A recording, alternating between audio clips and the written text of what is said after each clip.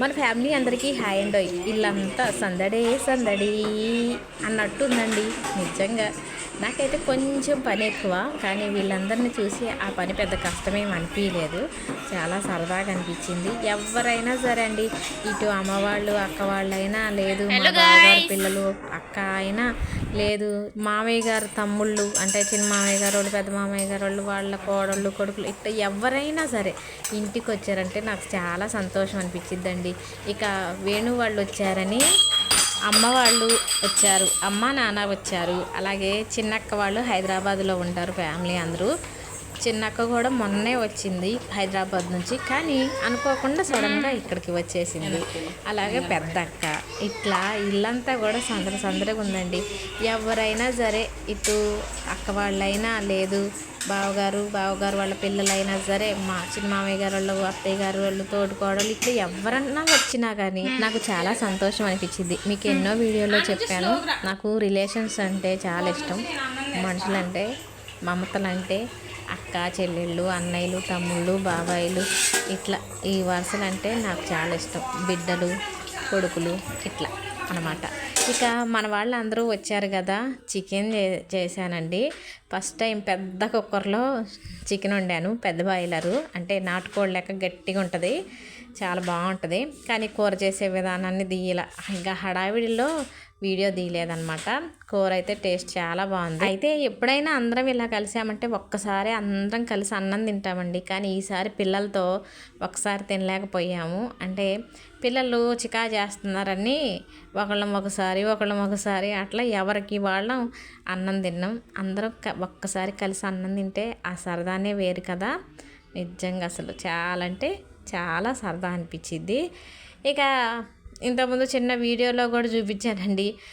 పిల్లలు వచ్చారంటే నేను ఒక చిన్న పిల్లని అయిపోతాను. అయితే చిన్నక్క వెళ్ళిపోతాను బయలుదేరితే ఇక తను పంపించడానికని అందరం బయటకు వచ్చామండి. చిన్నక్కని నాన్న బస్ స్టాండ్కి తీసుకెళ్ళిన అనమాట దింపటానికని. ఇక బయటే నించొని ఉన్నప్పుడు ఐస్ బండి అతను వచ్చిండు. ఐస్ బండి అతను కేకేసి ఇక నేను ఇంట్లోకి వెళ్ళి డబ్బులు తీసుకొచ్చాను. ఐసులు తీసుకున్నాం, ఎవరికి ఇష్టమైనవి వాళ్ళవి. కానీ ఐసులు ఎంత రేట్లు పెరిగినా సరే, ఎంత మంచి క్వాలిటీలు వచ్చినా, కోన్ ఐస్ అని, చాకోబార్ అని, అవని ఇవని ఎన్ని వచ్చినా కానీ ఈ పుల్ల ఐసుకు మించిన ఐసే లేదు కదా. చాలా బాగుంటాయి. గ్రేప్స్ అని, మ్యాంగో అని పుల్లగా భలే ఉంటాయండి.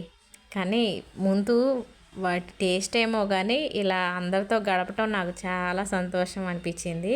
ఇలాంటి సంతోషాలు పొద్దుదాకా దొరకవు కదా, అందుకని దొరికినప్పుడే సంతోషంగా గడపాలని నేను అనుకుంటాను. ఇక ఐసులు తెచ్చుకొని ఇంట్లో తీసుకొచ్చుకొని తినుకుంటా వ్యవహారాలు చేస్తున్నాం. ఇంతకు అసలు వేణు వాళ్ళు సడన్గా ఎందుకు వచ్చారు చెప్పలేదు కదా. వేణుకి బాగా కాళ్ళు చేతులు గుంజటం, అదేనండి నొప్పు రావటం, కళ్ళు తిరిగినట్టు ఉండటం, తలనొప్పి బాగా రావటం ఇలా జరుగుతుందని అల్లుడు గారు హాస్పిటల్కి తీసుకెళ్తే బ్లడ్ చాలా తక్కువ ఉందని చెప్పారంట.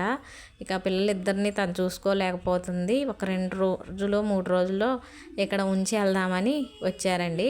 ఏది చిన్న పాపను ఇక్కడ ఉంచుదామని తీసుకొచ్చారు. ఇక చిన్న పాపని 4 రోజులు మా దగ్గరే ఉంచుకుందాం అనుకుంటున్నాము. ఏం చేసిద్దో, ఉంటుందో ఉండదో, ఏడ్చిద్దో మరి చూడాలి. ఇక చూడండి చిన్న పాప వాళ్ళ తాతగారితో ఎలా ఆడుతుందో, అసలు భలేగా ఆడుతుంది చూడండి.